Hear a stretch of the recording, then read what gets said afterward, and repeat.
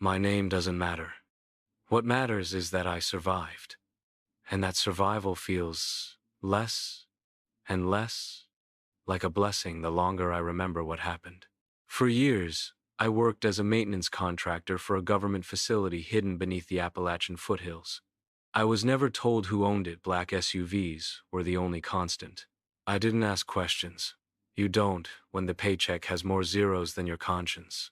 I'd been there 6 months before that night. Everything was routine, until we received the order to enter a restricted isolation wing after a coolant line reportedly cracked. Security personnel accompanied us, 4 guards, all armed. That was unusual, but again, I didn't ask. The doors to the wing were triple sealed. We were warned not to look directly into any containment windows, not to speak unless spoken to, and never answer if something speaks first. It sounds ridiculous now. Back then, I wrote it off as paranoia from scientists who hadn't seen daylight in years. As we moved deeper into the corridor, the temperature dropped. Not just cold, a damp, rotting chill that clung to the inside of your lungs. The lights flickered in slow pulses, like a heartbeat.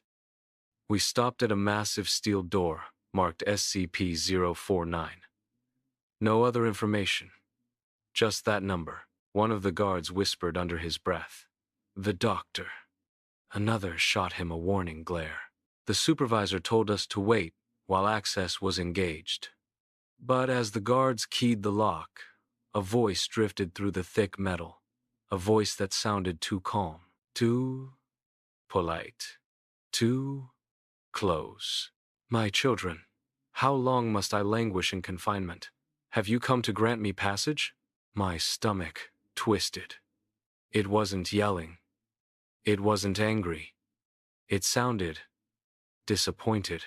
The guard captain turned pale. He mouthed silently, "Do not speak." The door unlocked with a thunderous hiss. I expected a cell, chains, something brutal. Instead, nothing. Just a stone chamber with a single wooden chair, like an old European infirmary. And sitting in that chair was a tall figure robed in black, wearing a leather plague mask, long beak, goggles like dead coins, hand folded over hand. Still, waiting. The guards moved first, weapons raised. The figure didn't flinch, didn't breathe. Then, without warning, it stood, not like a man rising, more like a puppet being pulled upright by invisible strings. It turned its head toward me, although I hadn't moved or spoken. I swear I felt those blank lenses staring into my skull. "You there," it said softly. "Your humors are unbalanced. I sense the pestilence festering within you."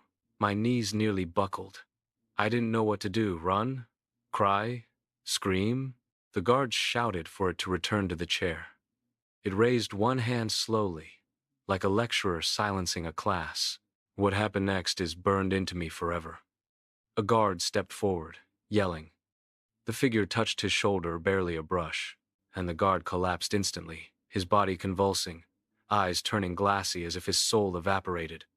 I tried to scream, but nothing came out. They opened fire point blank, yet the bullets didn't disturb its stride. It kept walking toward me.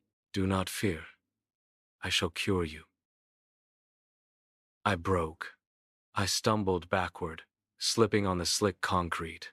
If the emergency shutters hadn't slammed down at that exact second, sealing the chamber between us, I wouldn't be speaking now. Through the thick glass, I saw it place its masked face inches from mine. The beak scraped lightly against the barrier. "You cannot run forever.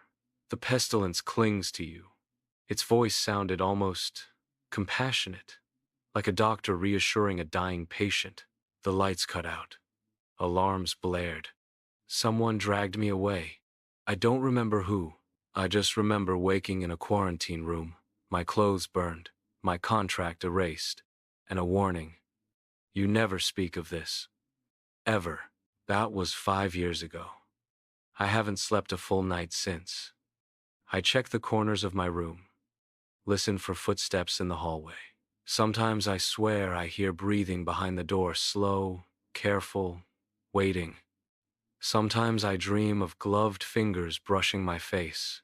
And every morning I wake with the same sentence echoing in my skull. You cannot run forever. I know what that means now.